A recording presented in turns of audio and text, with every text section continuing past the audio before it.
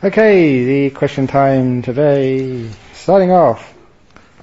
There we go. Hey. Where does it start?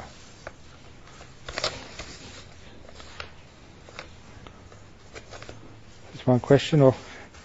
Anyway, I think the reason it hurts when I hear speech that is unnecessary... What's this at the beginning? There's something here anyway. I think the reason it hurts when I hear speech that is unnecessary is that it feels like an unkindness. We all paid over $300 for the silence. Somebody wants their money back. For some of us, that is a lot. Some of us for a long way for the silence. If you could have to talk, could it be when you're sure no one is around? Or try this. Look at your mind if you speak. The next time restrain the urge. Wait for it to pass. And look at the effect this has. Your meditation can only get better if you hold back. Okay. So, again, whenever there is time for there's any noise or speaking, please remember it is you who disturb the noise. It's never the noise which disturbs you. It's an important point to always remember. But in the same way that it's always good to try and restrain the speech as much as you possibly can. But you'll never be able to find it perfectly quiet. The only perfectly quiet place will be in your coffin when you're dead. And even that's not really always quiet, because sometimes it goes knock, knock, knock. But anyway, try and be quiet, but please, whoever had that question, don't get too upset, because you'll never get it perfectly quiet. And if you read the small print of the contract when you pay the $300, it's there. It should stay anyway, but sometimes there'll be some noise. Sorry, can I ask a question on that? Yeah, go on. I didn't write this question, but in a community, we're a small community, isn't there a balance here where members of the community try and help everyone else by being quiet, because this is a special idea, and so isn't there, whilst we can as individuals do that, and I wholeheartedly take that on, don't other individuals also take on to say, I will try and be as quiet as I can and not annoy everyone else? Yeah, so it's true you're fully tape. Everyone should try their very best to be quiet and not to speak too much. But sometimes there's always stuff, which sometimes need to be said. So the usual rule is, and the nobility of the silence is that when you're about to speak, you should think and reflect. The first reflection is, do I really need to say this? And if there's a tick there, yes, you pass that test. Then the test number 2 should be, do I really, really need to say this? And if that ticks as well, then the third test, do I really, really, really need to say this? And only if you pass the 3 tests can you speak. And by that time the person's usually gone away anyway. So actually try and hinder the speech and try not to speak too much as best you possibly can. Because it's helping other people as well. But if you do go past someone and they're speaking, they speak and the sound is there and it disturbs you for a moment. But remember, every time you think about it, that's when you disturb yourself again. The old joke. Just them 4 monks who had the vow of silence, and one of them sneezed. And the first monk said, bless you. Second monk said, you have just broken your vow of silence. And the third monk said, haha, so have you. And the fourth monk said, I'm glad I'm the only one here who can keep quiet. So you see, you can't do anything. So if they've said something and you've thought, why don't they keep quiet?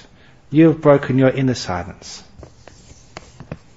And that's more important than the outer silence. The mind doesn't react to what other people are up to.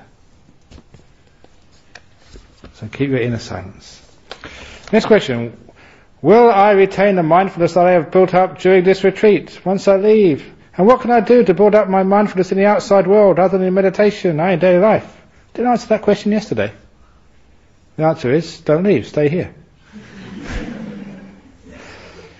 But you haven't left yet. Who knows, you might die before Saturday. So what a stupid question that is. So stay in the moment. But anyway, but you do retain a lot of it, but you don't retain all of it. You lose a lot, but then you've gained this wonderful experience. So forget about leaving here until sort of, just 1 minute before you leave. So don't be a person who's always, again, on the next day. How many more days to go? Great. If you know the answer to that question, you're missing the point. Does meditation make you more attractive?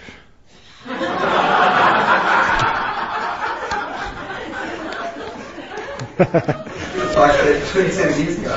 Yeah. If you do that practice, say, this is good enough, this is good enough. Yes. Yeah, the answer, and nice to be around. That was the other half of the question. Does meditation make you more attractive and nice to be around? Sure. Because what you can do actually, when you've got very strong meditation, you get psychic powers.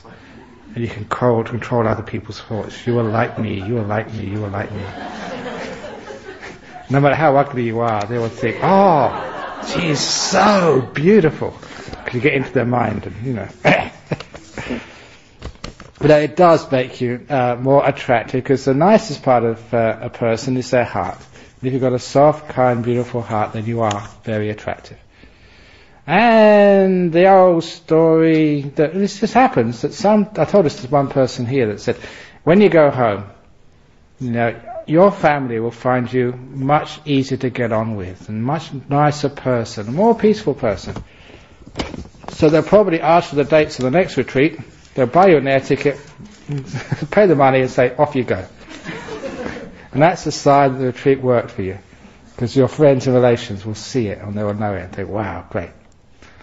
If one sees nimitta during deep meditation, does it mean that every time he or she meditates will have the same experience, or that they have to start all over again, building up mindfulness, etc., each time they sit down and get started? If you get a check on Friday at the end of work, will you get a check on Monday, Tuesday, Wednesday and Thursday as well?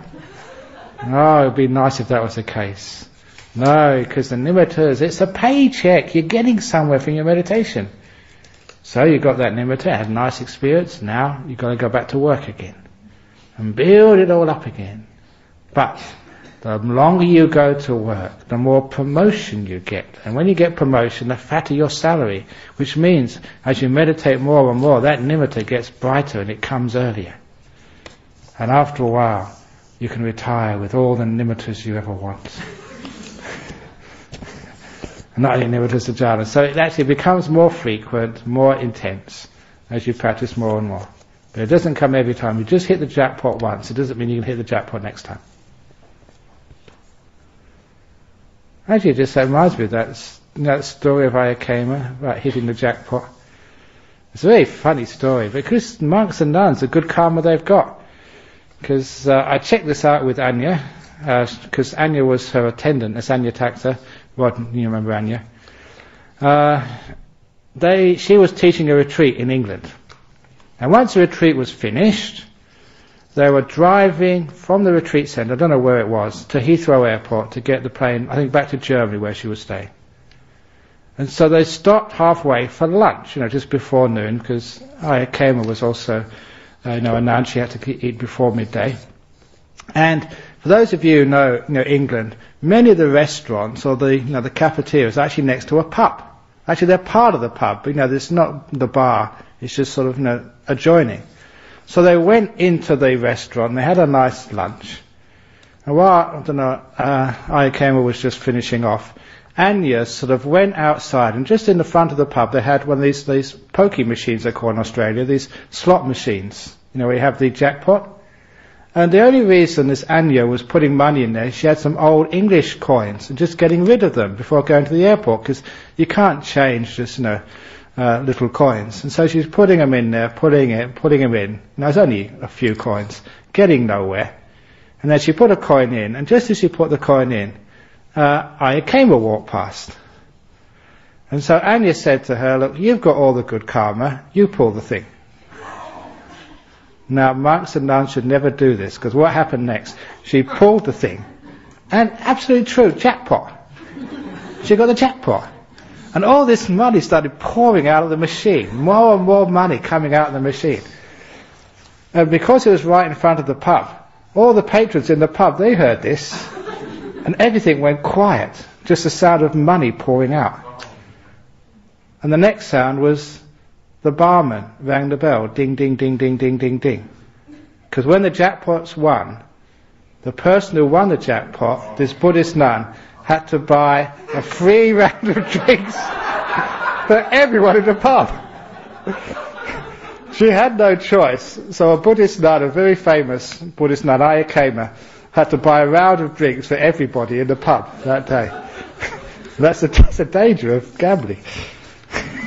Even small stuff. That's a true story. It's fascinating. Because Anyatatta was the one who was with her at the time. Okay, so that's what happens when you do lots of meditation.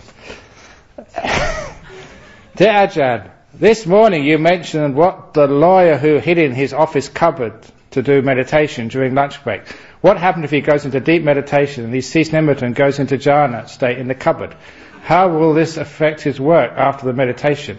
Is it possible for a layperson who's been meditating for quite a while, many years, to reach jhana states and get enlightened? If so, how will it affect their family life? Thank you.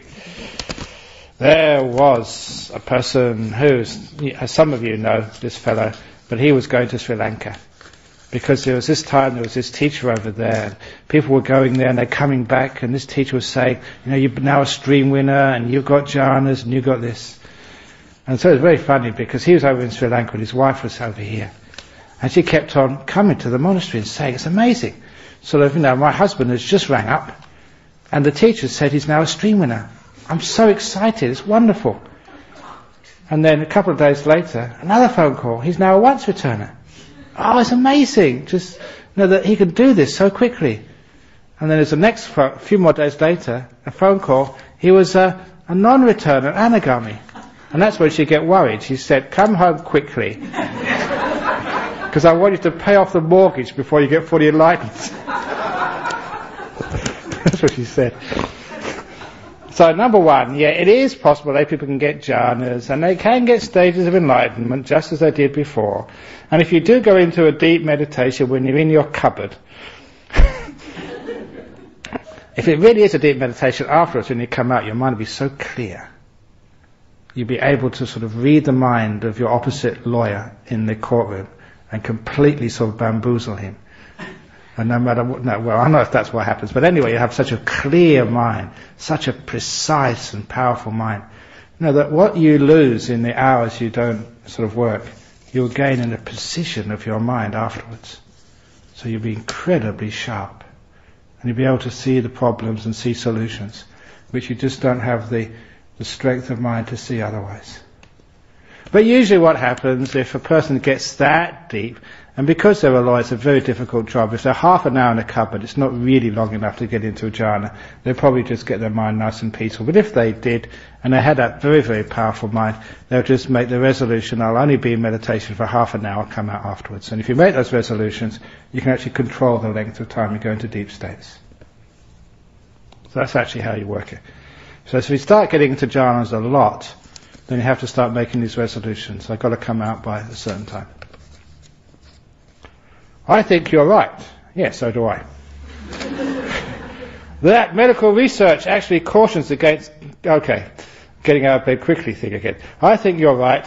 That medical research actually cautions against getting out of bed quickly to rush to the toilet, not to the meditation. So I think we are safe.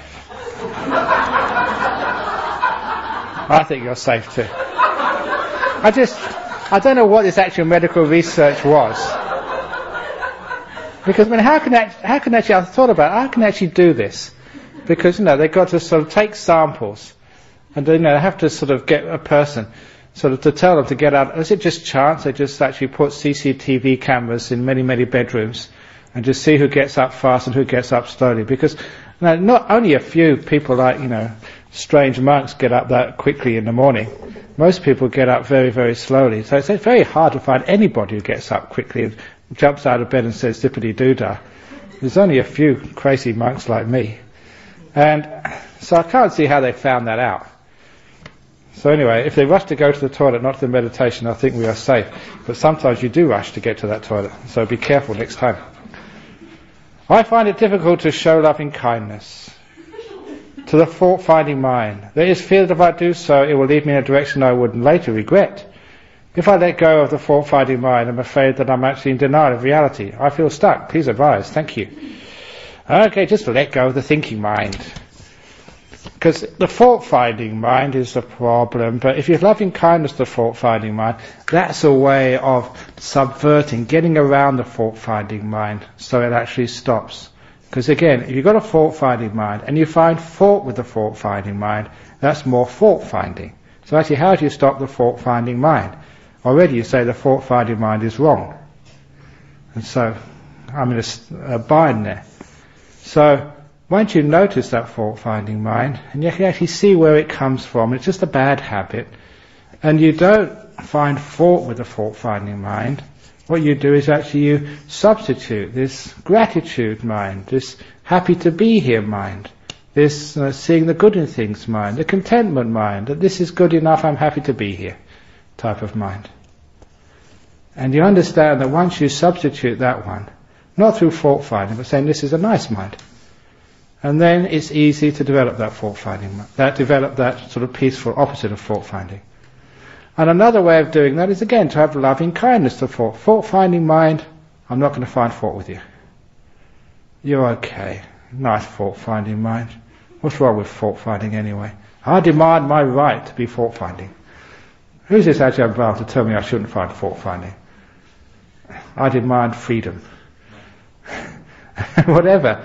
When you actually like your fault-finding mind, in a sense you'll have loving kindness towards it, you're not finding fault with it. So it completely changes immediately into not a fault-finding mind. It's a peaceful mind. It's a calm mind. So this is actually just ways of getting rid of the fault-finding mind. And this is actually, a person who wrote this, they understand that fault-finding mind is a problem for meditation. It's just finding a way to overcome it. And they have a fear here saying that if I give up the fault-finding mind, I'm afraid that I'm in denial of reality. And gee, you make your reality. And in truth, that all reality, there's no such thing as actually reality as such, because we make our own different realities. We live in our own worlds. And the fault-finding world is just as valid as the positive attitude world. They're both as real. The only difference is the fault-finding mind leads to suffering, and the positive world mind leads out of suffering to peace, to freedom, eventually to enlightenment. So it's only more real in the sense that it leads to enlightenment. Both are equally real. So choose your reality. It's not in denial of reality. You're not making a false idea of the world. You're just making a more positive, useful view of the world. One which will give you more happiness.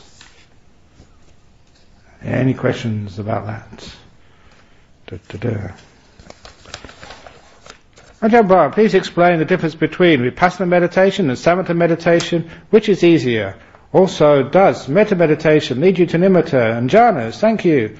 What's the difference? I told you the difference this morning. Vipassana meditation is developing meditation so you can have deep insights and wonderful views. And samatha is so you can have very still, calm, peaceful mind. But the point is that you can't have deep insights without peace. And you can't have peace without insight. The two go together. That's why it's just, as Ajahn Chah used to say, and this is what he'd do, he'd hold his hand out and see, what can you see now? You can see the front of my hand. But I'll tell you a secret, the back of the hand is just right behind. Now you see the back of the hand, you can't see the front of the hand, but that front of the hand is still there. This is Vipassana. Can you see Vipassana? You can see Vipassana here, that's what's very clear, but Samatha is right behind. Now you see Samatha, but Vipassana is right behind. Like the back and front of a hand. That's all they are. They cannot be split up. If Vipassana is going in front, samatha is right behind. If samatha is going in front, vipassana is right behind. They always have to go together. So never think this is samatha meditation or vipassana meditation. It's just meditation. That's all. And that whole idea came from actually it started off in the Abhidhamma. And they really messed up a lot of things in Buddhism. And it wasn't the word of the Buddha, the Abhidhamma, that came way after the time of the Buddha. It started there and got into the commentaries, and it's wonderful, like being a Western monk, because we are far more critical, and we're allowed to question. Because many of you, like say, growing up in Sri Lanka or in Thailand, suddenly don't question the monks. You're not allowed to. But Westerners, we always question everybody, which is great because we question this and we look at those suttas, we study the Pali, we learn what's going on. You cannot maintain these days that difference. And what's really crazy is that some even monks these days, they go around saying Satipatthana is vipassana meditation. Gee, that's not vipassana meditation. If you ever read any of the Satipatthana suttas, you never see vipassana mentioned once in that sutta. But you do see jhanas mentioned. But it's just because it's a tradition which has come and people haven't questioned enough. But if you question it and look for yourself, it's very, very, very clear.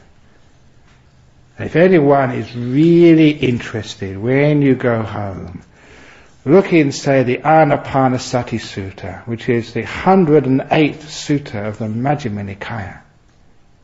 And there you will see that anyone who fulfills Anapanasati, who does the meditation on the breath, exactly what you're doing here, to the jhanas and beyond, then you fulfill all the 4 satipatthanas. The body satipatthana, the vedana, the feeling satipatthana, the chitta satipatthana, and the dhamma satipatthana. So actually satipatthana meditation is anapanasati. Not different.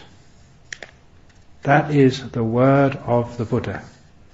It's not only in the Satipatthana Sutta in the Majjhima Nikaya, it's also in the Satipatthana Samyutta, in the Samyutta Nikaya.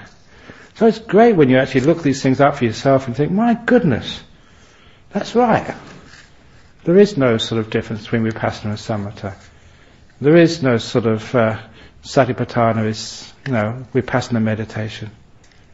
Satipatthana is samatha, anapanasati, which is what you've been doing in the last few days. So that's actually great to see all those things.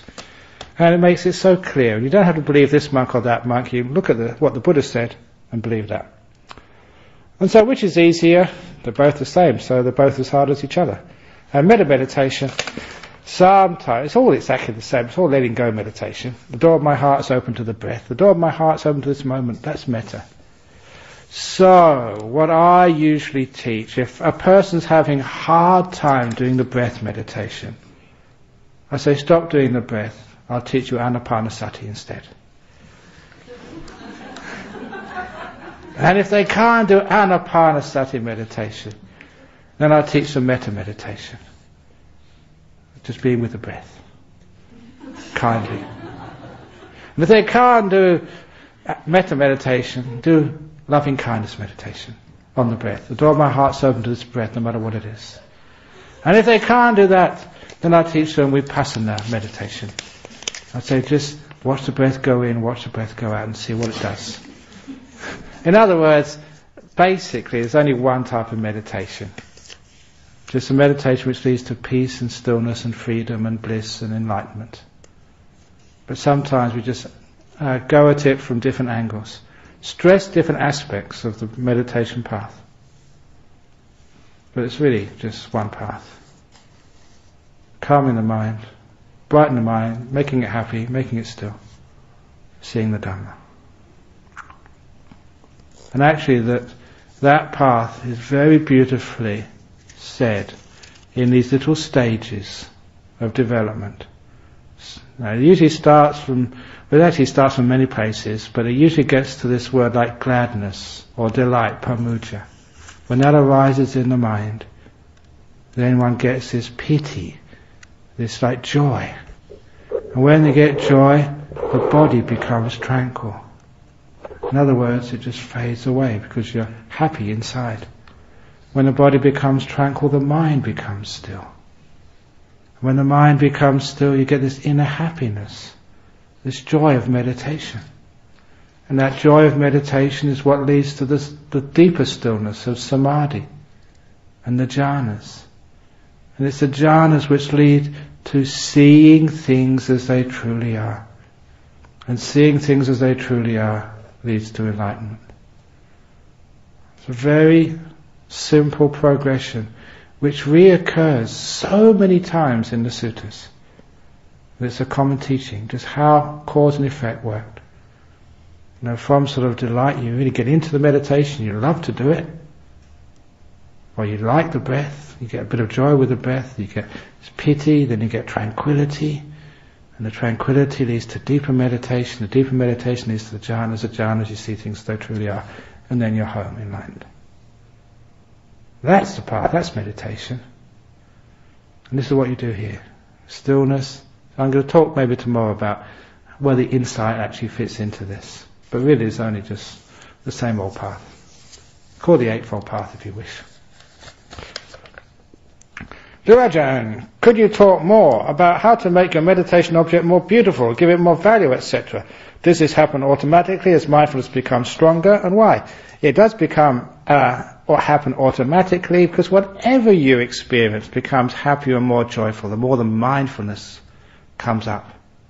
That's why I said the bricks look beautiful, the carpet looks like a work of art, and your breakfast, the muesli, oh, that's just amazing muesli in the morning, because your mind wakes up, you taste more, you feel more, and what you taste and what you feel more is just more delicious, more beautiful. The simile of that hillside, when I slowed down and stopped, that hillside was beautiful.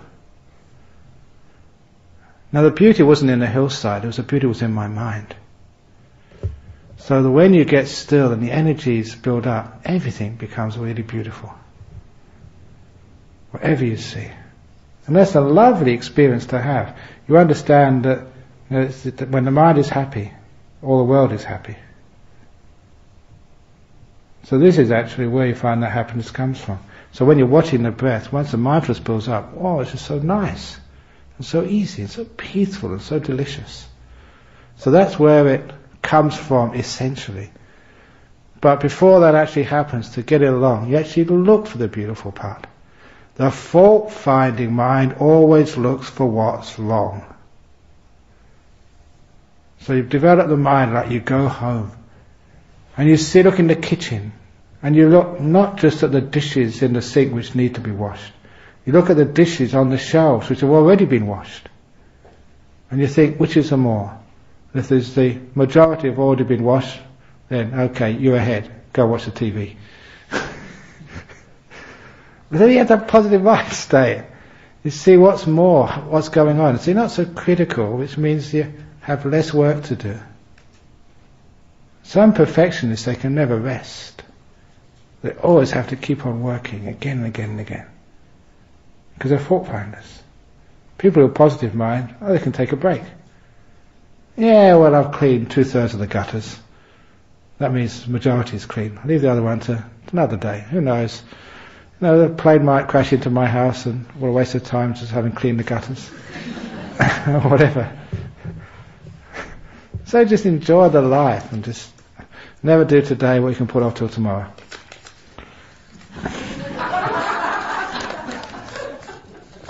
And that's not a joke, that's a lot of wisdom about that. If it's not necessary to do today, why do it today? Meditate instead. So anyway, I forgot what the question was, but anyway, that's good enough. I've answered most of the question. Dear Ajahn, my best friend is a Buddhist, and she believes in forgiveness 100%. Her husband cheated her 4 times, and she took him back and forgave him. He is a so-so husband. We all know that he will cheat on her again. How do you know he'll cheat on her again? The future is uncertain. Now, he may have seen the error of his ways. So, we also know that she will forgive him again and take him back. She appears happy, but I know that she loves him less and less. Is she being a good Buddhist or just being silly? To be with a man who cannot keep the marital vow. Okay, because sometimes you have to help him keep that marital vow. So chain him up. I don't know. But it's forgiveness, always err on the side of forgiveness. Because, that's a wonderful thing to err on the side of, because there's something always really, really beautiful about forgiveness. She doesn't need to forgive him. And she'll be in her rights 4 times, usually 3 times. We do duty-yampi, tati-yampi. But she's done 4 times. So that's amazing what she's done. And, if that husband's got any sense, wow, what a wonderful woman that is. Who's just, so selfless and so kind that she's forgiven him 4 times. And any sensible man will think, my goodness, she's such a treasure, there will never be a 5th time. That's what a man should do. And so it's great if she forgives him. But she's not being silly, she's being wonderful and amazing. And because she's making such wonderful good karma, if not in this life, another life, she'll get sort of a husband who's just incredibly faithful to her and never sort of let her down at all. So I can never sort of say no to good karma. So forgive. You don't know, 4th time might be the end of it. Dear Ajahn, I was meditating in the field this afternoon. Just as I was getting a glimpse of a nimitta, I heard a ferocious growl. Not from my tummy, somewhere on my right. I told myself to ignore it, as I'm being protected. It's the correct way to respond. Thank you. It was probably, what time was it? If it was before lunch, it was probably somebody's tummy growling. Not your tummy, someone else's tummy. Somewhere on my right. I'm not sure there's no sort of tigers or dogs anywhere around here. It could have been one of those willy wagtails. Do they growl? No, I'm sure they don't. The ferocious growl. Sometimes if you're getting close to a nimitta, remember this is the time that perceptions can start to play tricks on you. Because sometimes that perception is really amazing what it can do. It can amplify things out of all proportion. I mentioned to many people that story that once I was meditating in the jungle in Thailand and it was really peaceful and quiet. And then I heard the sound of an animal. Because, when it's the evening time, animals come out. And I was very mindful, and not being silly at all, and just, what's that sound? And as I examined it with my mind, very mindfully, very carefully, it was actually, it's the largest animal.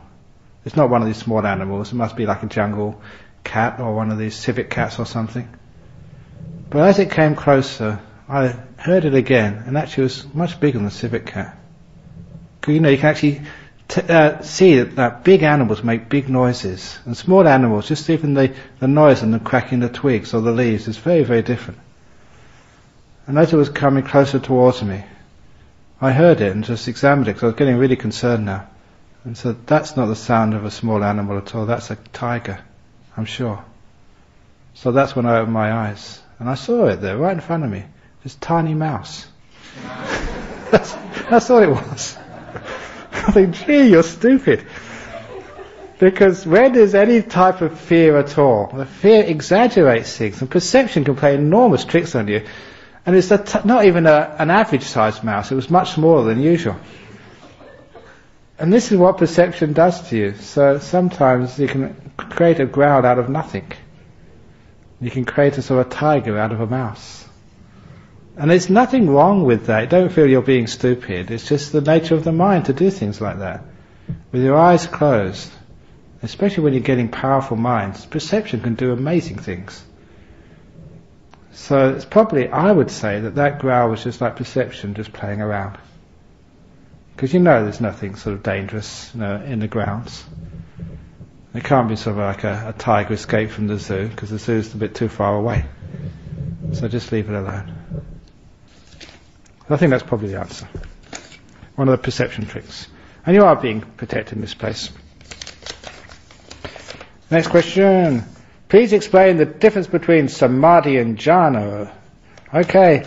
Samadhi is just like the stillness of a mind. So samadhi is pretty general term.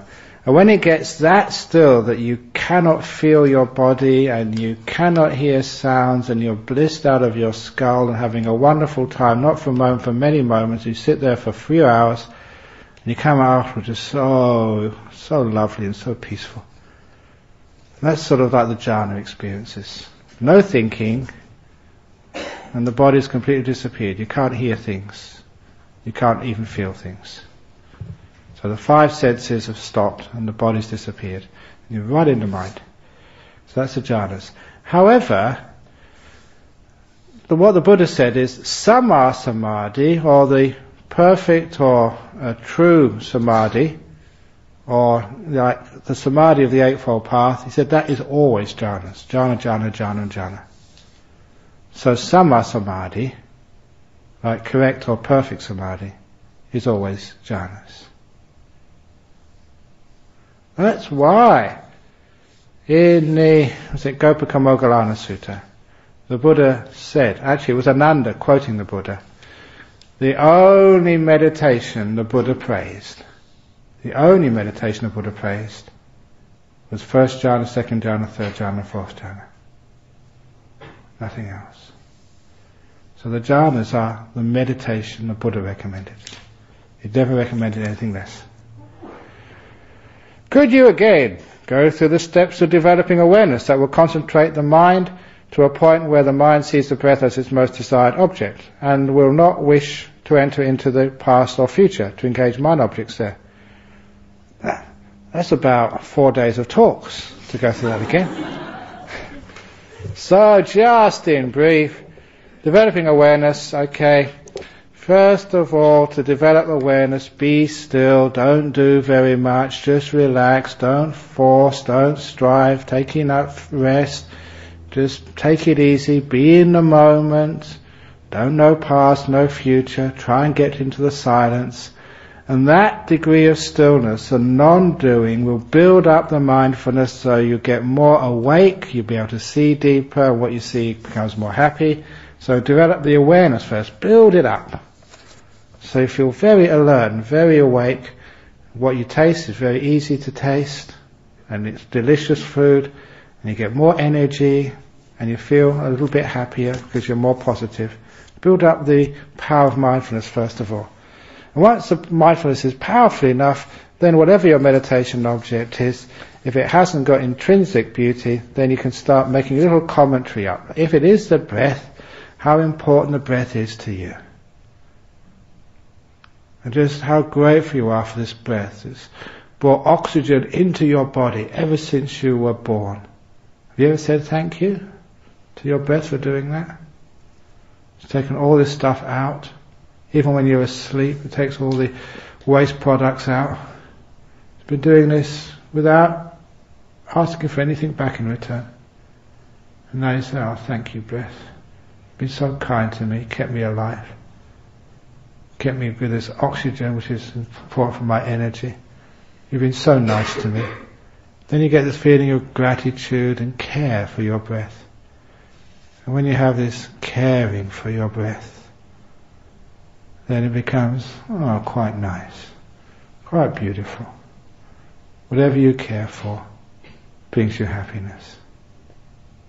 So care for your breath. Don't just watch it, breath going in, breath going out, boring. What do I have to do this for? Put a bit of life and energy into it and care. And it becomes delightful then. Okay, if you want to know more, get the tapes. Dear Ajahn, can you comment on understanding is not realization? Realization is not enlightenment. In meditation I'll come to have some amazing understanding, but how do I use that for my realization and ultimate awakening? Understanding is not realization. I don't know what the person meant by that, but it could be like just understanding the words, knowing the theory. Maybe that means the menu is not the food. So, understanding is a menu, realization is the food, and enlightenment is a feeling, I've had a lovely meal today. So you're satisfied, and you don't want to eat any more. So, maybe what this means is the words of the understanding, the realization is when you taste that food, you actually follow those words and and you realize what they're describing, and a feeling of satisfaction, of freedom from desire, because now you've ate the food and you're satisfied. With enlightenment, you don't have to go to the shop and get more enlightenment tomorrow. Once enlightened, you're full forever. Actually, it reminds me of that story of this guy. I read it in newspapers. There's always some really interesting, weird stuff in newspapers. That's one of the reasons I read it. Here's this guy. He was raising cows, and just to get them a heavier weight before he sent them to market, he fed them concrete. Disgusting thing to do. But they weighed a lot, but they didn't live very long. He thought, well, I'll feed them once. That's the last time I'm going to feed them. Anyway, I'm often asked by non-Buddhist friends and others the question, what is meditation? Why do you meditate? Do you meditate to solve problems? What should be short and appropriate answers in such situations? It reminds me of that story. When I was at Wat Pah Pong with Ajahn Chah, meditation started to become known in the Western world, and the Swedish government heard about this, and they decided to send over a researcher who was a professor from, I think it was Uppsala University, if I remember correctly. I think that was, I've got a good memory there. And he came from Uppsala University all the way, and not just to Thailand, he went to India first, and then went to some of the meditation monks in Thailand. And because he was a professor, if you're going to do research, you have to ask the same questions of every master. So he had 4 questions, and he was going around asking all the great meditation teachers the same 4 questions, so he could standardize his research. And the 4 questions was very similar to this. What is meditation? Why do you meditate? How do you meditate? And what do you get out of meditation? Those are the 4 questions. So when he came to see Ajahn Chah, someone translated this, a professor was come from the Swedish government. So this is important. And he's come to ask you 4 questions. Quote, what is meditation? Why do you meditate? How do you meditate? And what do you get out of meditation? And then Ajahn Chah said, can I have a piece of paper and a pencil? And when he said that, he'd never done that before. It was a key. We knew he was up to one of his tricks again. This was going to be interesting and fun. Because he was an actor as well. So he got a piece of paper, and then he scratched his head. I've never seen him do that before either. He was really playing around. And then he wrote out 4 answers, and he gave it to translate. And the translator, he looked at them and laughed. And then he sort of told the professor, he said, the master, Ajahn Chah, says the answer to your first question, what is meditation? The master's answer is, what is eating? The answer to your second question, why do you meditate? His answer is, why do you eat? How do you meditate? The answer is, you've got it, how do you eat? And what do you get out of meditation? His answer is, what do you get out of eating? And the professor was not happy. He said, I can't take those back to my government. And Ajahn Chah said, that's all you're getting. They're brilliant answers. It wasn't just a joke, because Ajahn Chah was funny, but it was profound at the same time. What is eating? Why do you eat? How do you eat? Has anyone ever taught you how to eat? Maybe they teach you table manners, but there's something very natural about eating. It's very natural about meditating. And if you get all the advice out of the way, and all the etiquette, and just shove the food in your mouth, just shove the breath in your brain and your mindfulness, and just stop it, worrying about how you're supposed to do it, and enjoy it, then that's how you eat. So there's a lot of natural attitudes to the path of meditation, and that's what I've been trying to encourage during this retreat here.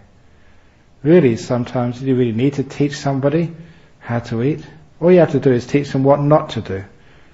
The mistakes about eating too much, or not in the right order, or stuffing too much in them, not chewing long enough before you swallow, whatever. And you're eating well because it feels nice, it's happy, it goes down the throat without getting stuck. So it's the same with meditation. You're doing it right because it feels right. There's a natural feedback mechanism that you're meditating correctly now because it feels good. And that's, what is meditation? What is eating? Meditation is, eating is food for the body. Meditation is food for the heart. It makes you feel healthy in your spiritual heart. And so why do you do it? For that very reason. For you feel better afterwards. You feel healthier, And with a fit body you can achieve all sorts of things. With a fit mind you can achieve many things, including enlightenment. That's how you meditate, why you meditate, what you get out of meditation. Out of eating you get a peaceful body. Out of meditation, no hunger. Out of meditation you get a mind free from craving, satisfied. So that's actually great answers. That's from Ajahn Chah to these questions. What is meditation? The answer is what is eating. Why do you meditate? Why do you eat? Do you meditate to solve problems? Do you eat to solve problems? Yeah, the problem of hunger and lack of energy. So, those are nice deep questions, deep answers to deep questions. And when you tell that to a person, instead of giving them simple answers which you have to elaborate on, that sort of almost encapsulates the answers. That's why I always remember that as a very wonderful answer by Ajahn Chah to a government question. Any comments on that? Okay. Dear Ajahn Brahm, could you please talk a little more about the doer and the knower? It's still not very clear to me. Is it the mind equals the doer and mind equals the knower and mindfulness is the doer? Thank you, with metta. Okay, it's like will is part of the doer. Now what originates sort of actions of body, speech or mind? Now the reaction to what you hear or feel or see or know, that's the doer. It does things. It's like that part of the mind which initiates action, generates activity, which disturbs the stillness. The active mind. The other one is like consciousness, mindfulness, awareness. It's passive. It doesn't do anything. It just knows. Like there's part of the mind which can hear what I'm saying. There's another part of the mind which actually reacts to it. Yeah, this is good, or this is not clear, or this is stupid, or whatever. That's the reactive mind.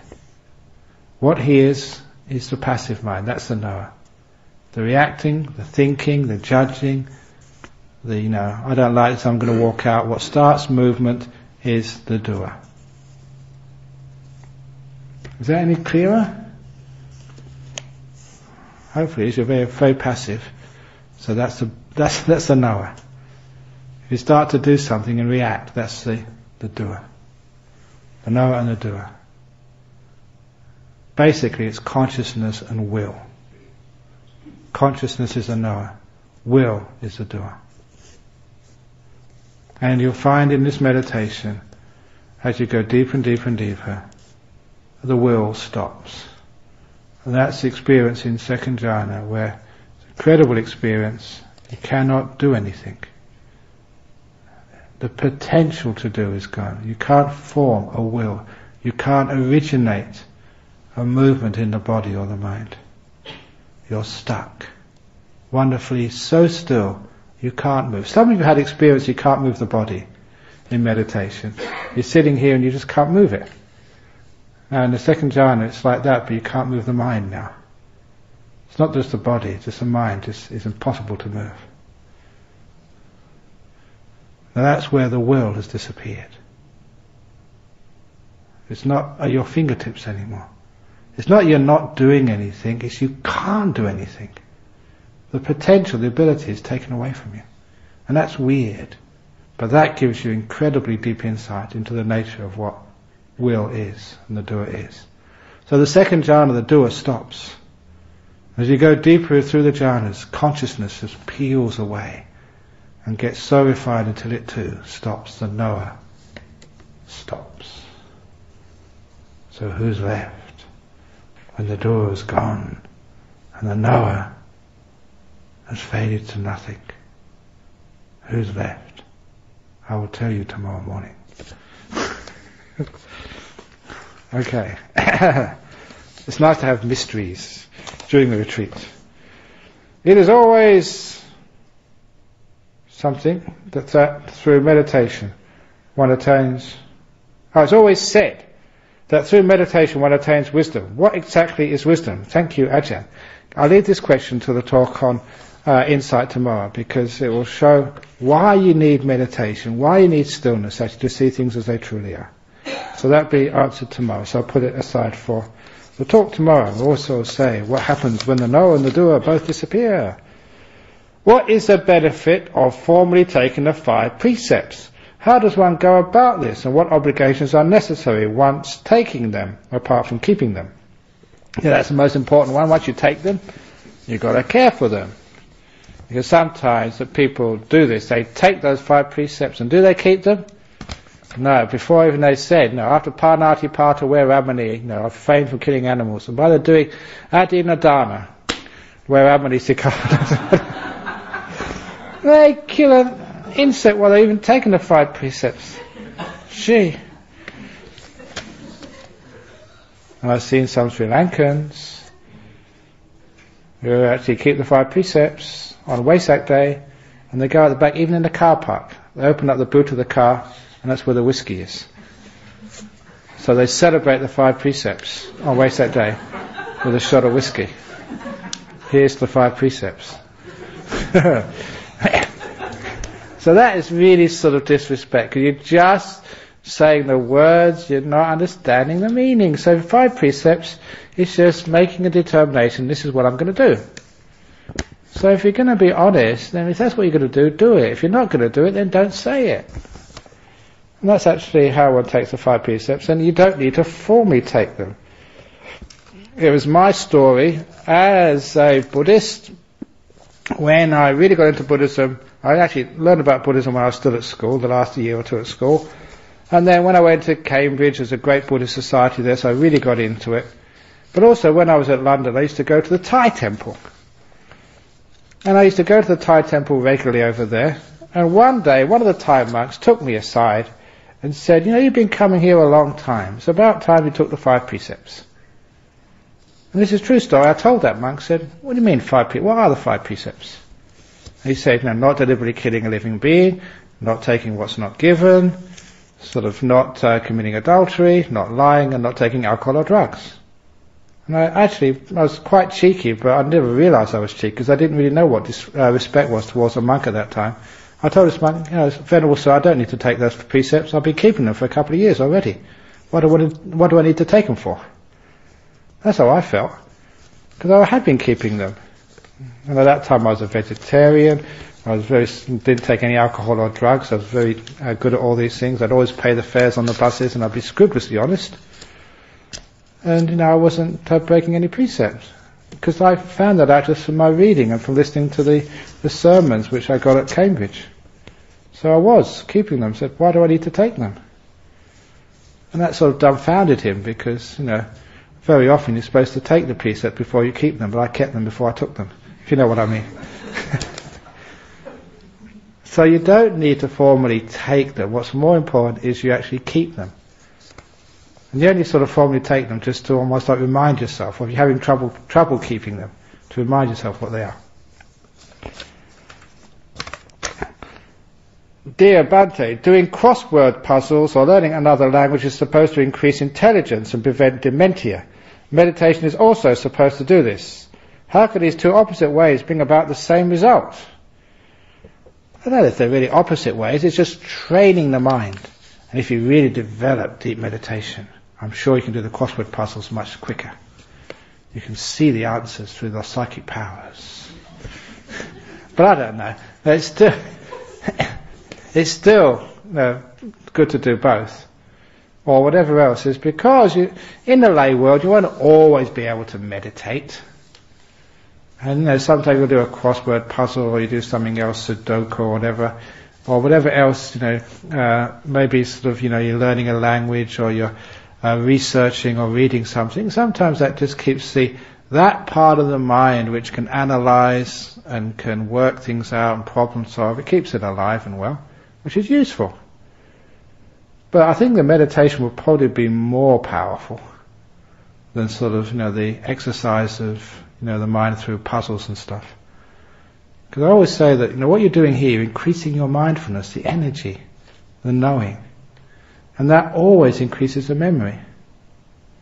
So I think that the practice of mindfulness, especially through meditation, I think I don't know if it has been researched, but maybe it hasn't been known long enough. But I'd really suspect that people who do lots of meditation just do not get Alzheimer's, do not get dementia. And if I do get dementia, I'd have forgot I ever said that, so I'm safe. Dear Ajahn Brahm, you mentioned earlier this week that some people experience such an emotional high in meditation they even start crying. At what stage would this happen? Be beautiful breath nimitta or jhanas? In the jhanas, you're beyond crying. And sometimes nimitta, especially the first nimitta, they become really, really strong, yeah. And sometimes they feel like crying.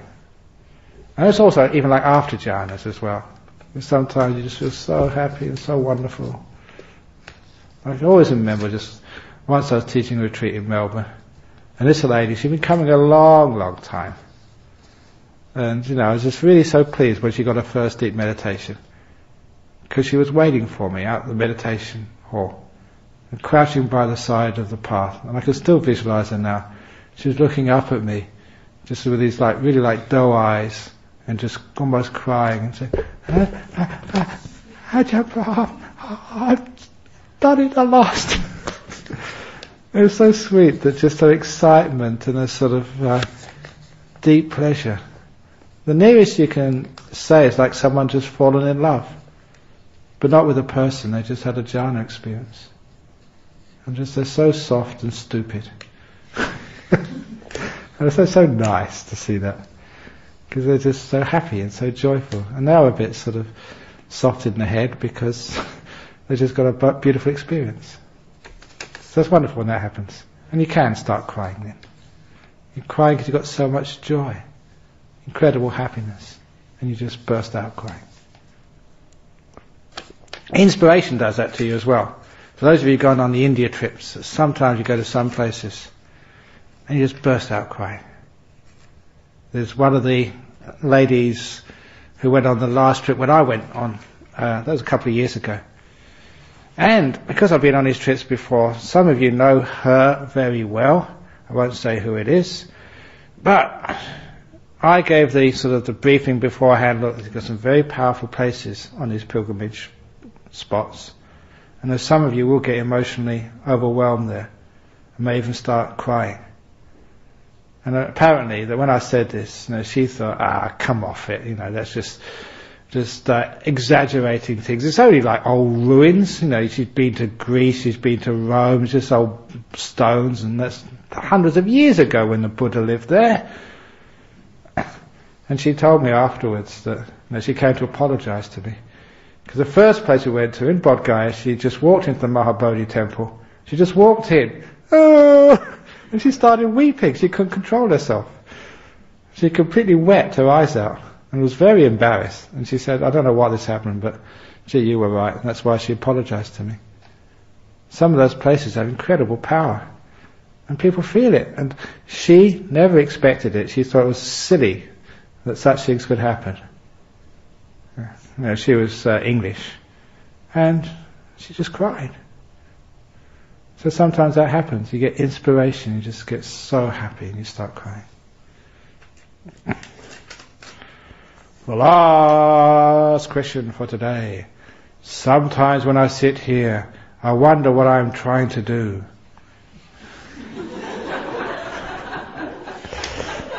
After 5 days of teaching you, that's going to make me cry now. That's another reason for crying. Just depression, I go and kill myself. And you really what I'm trying to do? Okay, now I'll tell the whole question, I'm only messing around. Sometimes when I sit here, I wonder what I'm trying to do. In seeking to escape suffering, am I seeking total annihilation, destruction, or permanent death in seeking nirvana? Permanent death is the answer. Well, you don't die, you get born again. You have to go all over again. Gee, haven't you had enough of getting born again? So I say, haven't you had enough nappies? Do you remember what it's like wearing a nappy? Soiling your pants? And always having crying and mum never understanding what you mean. And you're going to do that all over again. Gee, you've got to go to school again. And all of those who've, finally got divorced or whatever, you're going to have to get married again. Oh no, not again. Gee. Do you want to do it all over again?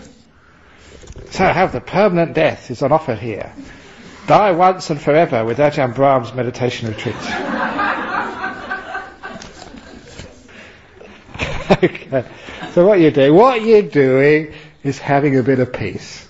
So forget about nirvana and permanent death and all that sort of stuff. Just have a bit of permanent peace. At least it's temporary peace. Even a momentary peace. And a bit of silence and calm, and just have a bit of fun. Real happiness when you're so content. So just go for contentment. Forget about the death and nirvana business. Okay, so I think that's enough for now. So now you can go and have a temporary death on your beds, and I'll see you resurrected in the morning, maybe. Good night.